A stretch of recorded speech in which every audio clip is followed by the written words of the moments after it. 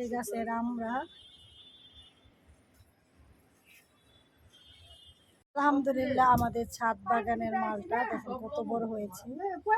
এই দেখেন আমাদের ছাদ বাগানের লেবু, এই মাশাআল্লাহ ছাদ বাগানে সুন্দর ফুল ফুটেছে মাশাআল্লাহ, দেখতে অনেক সুন্দর। আলহামদুলিল্লাহ আমি গত পরশুদিন গাছটা করে ফেলেছিলাম যে দূর এই গাছে মনে হয় ড্রাগন হবে না, তো আলহামদুলিল্লাহ এই দেখেন আমাদের গাছে ড্রাগন হয়েছে।